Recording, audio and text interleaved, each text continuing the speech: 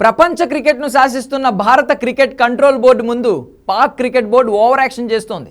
Champions trophy ఆతిథ్య హక్కులను అడ్డం పెట్టుకుని ఇష్టం వచ్చిన డిమాండ్లు చేస్తున్న పీసీబీకి బీసీసీఐ, ఐసీసీ దిమ్మ తిరిగే షాక్ ఇచ్చాయి.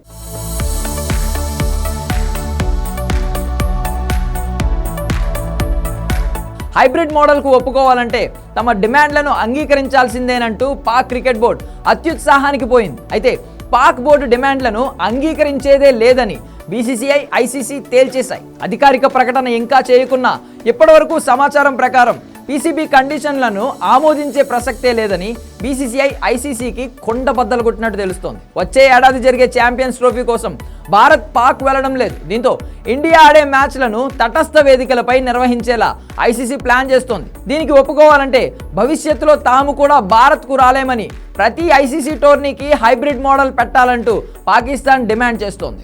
అయితే పాక్ క్రికెట్ బోర్డు డిమాండ్లను ఇటు బీసీసీఐ, అటు ఐసీసీ కొట్టిపారేశాయి. ఎట్టి పరిస్థితుల్లోనూ పాక్ బోర్డు అనుకున్నవేమీ జరగవని తేల్చేశాయి. భారత్లో సెక్యూరిటీకి సంబంధించి ఎటువంటి ఆందోళన లేదని, గత ఏడాది ప్రపంచ కప్ను కూడా సక్సెస్ఫుల్గా నిర్వహించామని బీసీసీఐ గుర్తు చేసింది. నిత్యం బాంబు పేలుళ్లతో సతమతమయ్యే పాక్ తమ గురించి తాము ఎక్కువగా ఊహించుకుంటుందని అభిప్రాయం వినిపించింది. ఆటగాళ్ల భద్రత విషయంలో భారత్లో ఎటువంటి ఇబ్బంది ఉండదని బీసీసీఐ గుర్తు చేసింది. అందుకే భారత్ ఆతిథ్యం ఇచ్చే ఏ ఐసీసీ టోర్నీకి కూడా హైబ్రిడ్ మోడల్ అవసరం లేదని స్పష్టం చేసింది. అటు ఐసీసీ కూడా బీసీసీఐకే మద్దతుగా నిలిచింది. బీసీసీఐ చెప్పిన వివరణతో సంతృప్తి చెందిన ఐసీసీ పాక్ బోర్డు డిమాండ్లకు నో చెప్పినట్లు సమాచారం. అవసరమైతే పాకిస్తాన్ జట్టు ఆడేందుకు రాకున్నా కూడా భారత్లో ఐసీసీ టోర్నీలో షెడ్యూల్ ప్రకారమే జరుగుతాయని ఐసీసీ చెప్పినట్లు వార్తలు వినిపిస్తున్నాయి. ఎందుకంటే వరల్డ్ క్రికెట్లో భారత్ ఆడకుంటే ఐసీసీ భారీగా నష్టపోతుంది.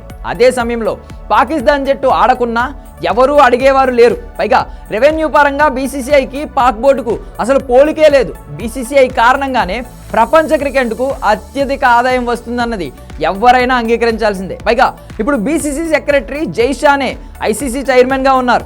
ఐసీసీలో మెజారిటీ సభ్యులు బీసీసీఐకే మద్దతు ఇస్తున్న నేపథ్యంలో పాక్ బోర్డు తన ఓవర్ యాక్షన్ తగ్గించుకుంటే మూల్యం చెల్లించుకోవాల్సి వస్తుంది.